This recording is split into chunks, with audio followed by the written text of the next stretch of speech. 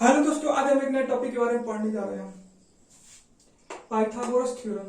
Pythagoras theorem का math में बहुत ज्यादा महत्व है। इसको हम लोग मैथ का रीड भी कर सकते हैं, क्योंकि इसी की मदद से हम लोग आगे बहुत सारे मैथ्स को सॉल्व करते हैं और ये मदद भी करता है। पाइथागोरस थ्योरम होता क्या है? पाइथागोरस नाम का एक दार्शनिक था जो यूनान का रहने वाला था। इन्हीं के द्वारा पाइथागोरस थ्योरम सॉल्व किया गया था। अब पाइथागोरस फार्मूला क्या होता है और ये कैसे आया, इसके बारे में समझते हैं। पाइथागोरस थ्योरम जो होता है हमेशा 90 डिग्री वाले एंगल पर ही सॉल्व किया जाता है। तो आइए हम लोग एक ट्रायंगल खींचते हैं जो कि 90 डिग्री का हो और समझते हैं पाइथागोरस थ्योरम कैसे आया। ये एक राइट एंगल ट्रायंगल है। राइट एंगल ट्रायंगल में एक एंगल 90 डिग्री का होता है और जब तक 90 डिग्री का एंगल नहीं होगा पाइथागोरस थ्योरम फॉलो नहीं करेगा। तो इसका हम लोग नेम दे देते हैं ए, B and C.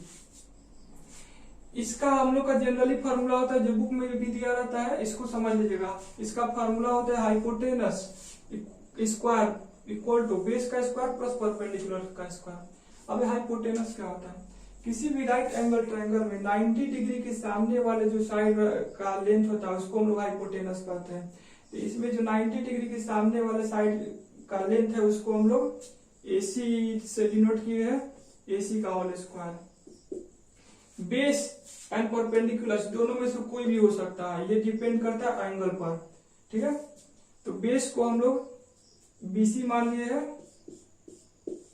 And perpendicular को AB मान लिए, यानी इसका फार्मूला हो गया AC का whole square equal to BC का होल स्क्वायर प्लस AB का स्क्वायर। इसको हम लोग नेम से भी शो कर सकते हैं, यानी AC को X मान लिए, BC को Y मान लिए एंड AB को Z मान लिए। तो इसको हम X square equal to Y square plus Z square से शो कर दिए। अब राइट एंगल समझते हैं ट्रायंगल क्या होता है। किसी भी ट्रायंगल में 3 साइड होते हैं और 3 एंगल होते हैं। एक एंगल 90 डिग्री होने का मतलब दो अदर एंगल भी 90 डिग्री का, दो अदर एंगल का सम भी 90 डिग्री होगा, क्योंकि तीनों एंगल का सम 180 के बराबर होता है। अब ये फॉर्मूला क्यों आया और कैसे आया इसको समझते हैं। तो सबसे पहले पाइथागोरस बाबा जो थे, इसको समझने के लिए ये 4 टाइप का राइट एंगल ट्रायंगल खींचे। 4 टाइप का राइट एंगल ट्रायंगल है जिसका परपेंडिकुलर और बेस बराबर था और हाइपोटेनस निकालने के लिए सोच रहे थे। इस 4 राइट एंगल ट्रायंगल कलेक्ट किए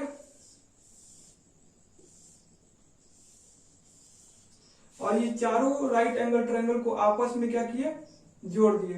तो जोड़ने के बाद जो आया राइट एंगल ट्रायंगल हमेशा स्क्वायर शेप में ही बन रहा था।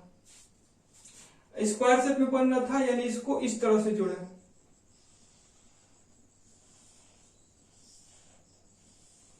अब इसमें ये जो राइट एंगल ट्रायंगल है, ये 4 राइट एंगल ट्रायंगल है, इसको जोड़ने पर ये स्क्वायर बन रहा था। इसी पर ये फार्मूला जनरेट हुआ।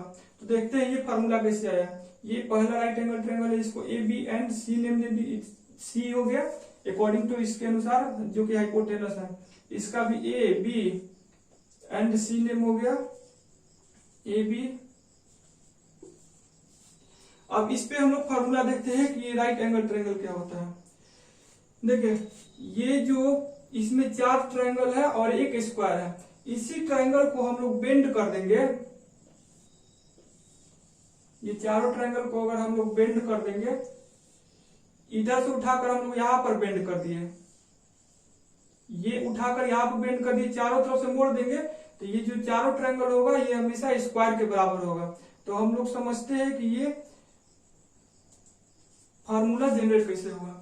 तो सबसे पहले हम लोग ट्रायंगल का फार्मूला समझते हैं। ट्रायंगल का फार्मूला आप लोगों को जैसा कि मालूम होता है कि ट्रायंगल का फार्मूला क्या होता है, 1/2 परपेंडिकुलर बाई बेस। तो कि कोई भी एक ट्रायंगल लेते हैं जो कि चारों ट्रायंगल बराबर ही है, तो 1/2 a into B, 1/2 a into B, 1/2 a into B and 1/2 a into B. ठीक है, इस चारों को सम करने पर क्या आता है, ये 2 ट्रायंगल को सम करते हैं तो हाफ ए बी और हाफ ए बी कितना हो गया A B, and another 2 triangle को सम करते हैं तो ये भी ए बी आ जाता है। यानी चारों ट्रायंगल को हम लोग सम करेंगे तो इसका एरिया किसके बराबर आ जाएगा, ये अंदर वाले स्क्वायर के एरिया के बराबर हो जाएगा। तो अंदर वाले स्क्वायर का साइड हम लोग को सी आया है, तो एरिया ऑफ स्क्वायर क्या होता है, साइड इंटू साइड, यानी area of square C square हो गया। अब देखिए यहाँ पर जैसा कि हम बोले थे कि साइड में परपेंडिकुलर और बेस दोनों सेम लेकर यहाँ पे वैल्यू फाउंड किए थे, तो इसको हम लोग a इंटू ए भी कर सकते हैं या b इंटू बी भी कर सकते हैं। तो इस चारों का एरिया हम लोग को कितना निकला, ए स्क्वायर प्लस बी स्क्वायर।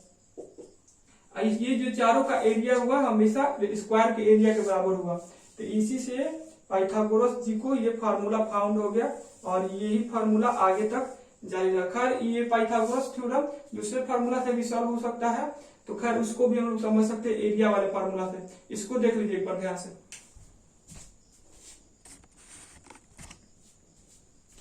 हम लोग एक अनदर मेथड से देखते हैं कि फार्मूला कैसे जनरेट हुआ, जो कि एरिया मेथड है। एक राइट एंगल ट्रायंगल खींच दिया, ज्यादा बड़ा नहीं,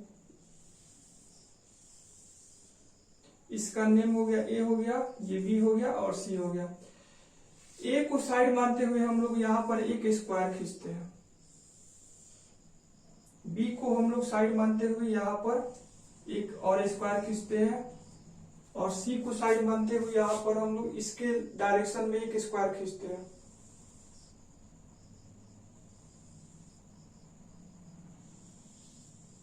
खैर ये फिगर थोड़ा सा ओवरलैप कर गया, लेकिन इससे कोई फर्क नहीं पड़ता। ये जो स्क्वायर है इसका वैल्यू कितना आ गया, ए स्क्वायर, ये जो स्क्वायर है इसका वैल्यू बी स्क्वायर हो गया, इसलिए क्योंकि इसका साइड ए है और इसका साइड बी है। और ये जो तीसरा वाला स्क्वायर है इसका वैल्यू कितना हो गया, सी स्क्वायर हो गया। अब हम लोग को ये पता करना है कि A square plus B square equal to C square कैसे होगा, जो कि हम लोग समझते हैं। इसके लिए हम लोग क्या करेंगे कि एक डॉटेड लाइन खींच देंगे, यहां से भी एक डॉटेड लाइन खींचेंगे, यहां से भी एक डॉटेड लाइन खींचेंगे। तो ये जो ट्रायंगल बन गया, इसी ट्रायंगल का ये वाला एरिया और ये वाला एरिया बराबर हो गया। यहां से भी हम लोग क्या करेंगे, हाफ डिवाइड कर देंगे स्क्वायर को, और इसमें भी हम लोग क्या करेंगे, एक ट्रायंगल को हाफ डिवाइड कर देंगे। अब हम लोग ध्यान से देखते हैं कि क्या होता है। ये जो टोटल एरिया है हमेशा ये एक स्क्वायर के और बी स्क्वायर के बराबर कैसे हुआ, आप समझते हैं।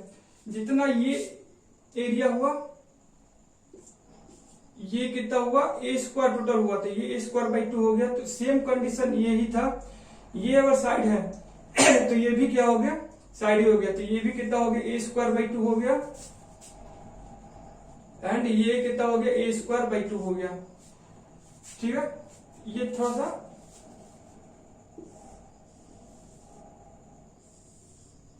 जब ये ए स्क्वायर बाई 2 हो गया और ये दोनों भी ए स्क्वायर 2 हो गया, तो ये वाला साइड और ये वाला साइड दोनों बराबर होगा, क्योंकि ये बाई से क्या कर रहा है, डायगोनल है, डायगोनल हमेशा बराबर होता है। तो ये भी ए स्क्वायर बाई 2 हो गया, यानी कि ट्रायंगल का ये वाला जो स्क्वायर का ये वाला जो पार्ट है ये हमेशा कितना हो गया, इसका वैल्यू ए स्क्वायर हो गया। अब आते हैं दूसरे चीज में, ये जो ट्रायंगल है इसी के एरिया के बराबर हो गया, यानी ये बी स्क्वायर हो गया, तो यहाँ पे भी बी स्क्वायर बाई 2 हो गया और यहाँ पे भी बी स्क्वायर बाई 2 हो गया, यानी इसका एरिया कितना हो गया, बी स्क्वायर हो गया। अब ये पार्ट और ये पार्ट मिलकर क्या हो गया, पूरा एक सी स्क्वायर बनाता है। तो ये वाले पार्ट को हम लोग ए स्क्वायर का वैल्यू आ गया और ये वाला पार्ट कितना हो गया, बी स्क्वायर हो गया। इसी से हम लोग का एक नया आ गया पाइथागोरस थ्योरी, जो कैसे सॉल्व हुआ। अब हम लोग एक इसके ट्रिपलेट के बारे में जानेंगे क्या होता है। देखिए हम लोग पाइथागोरस फार्मूला के बारे में देख लिए कि ये कैसे जनरेट होता है और कैसे हम लोग का फार्मूला मालूम चला। अब हम लोग देखते हैं कि ये कोई भी पाइथागोरस ट्रिपलेट कैसे निकालते हैं। ट्रिपलेट का मतलब कोई एक साइड दिया रहा है तो अदर दो साइड को कैसे हम लोग फाउंड करते हैं। इसके लिए एक फार्मूला होता है 2m, m square minus 1 and m square plus 1। इसका मतलब हो गया कि कोई एक वैल्यू दे दिया है 2m हो या m स्क्वायर माइनस 1 हो या m स्क्वायर प्लस 1 हो, तो हम लोग अदर दो वैल्यू को फाइंड कर सकते हैं। जैसे कि एक एग्जांपल से यहाँ पर एक पाइथागोरस थ्योरी का एक ट्रिपलेट 8 दिया है, तो हम लोग को दो अदर निकालना है जो कि पाइथागोरस थ्योरम को फॉलो करे। तो तो हम लोग को सबसे पहले m का वैल्यू फाइंड करना है, यानी 2m equal to 8, m equal to 4। तो अनदर जो वैल्यू निकलेगा m स्क्वायर माइनस 1, यानी 4 का स्क्वायर माइनस 1 कितना हो गया 16 माइनस 1, एक जो ट्रिपलेट होगा 15 होगा, अनदर होगा 16 प्लस 1 17 होगा। इसी से हम लोग का नेक्स्ट पाइथागोरस ट्रिपलेट हो गया 8, 15 एंड 17। कोई भी एक वैल्यू दिया रहा है तो हम लोग ट्रिपलेट को इसी फार्मूला से निकालते हैं। ठीक है, तो ये फार्मूला ध्यान से समझ लीजिएगा, पाइथागोरस थ्योरी होता क्या है। धन्यवाद।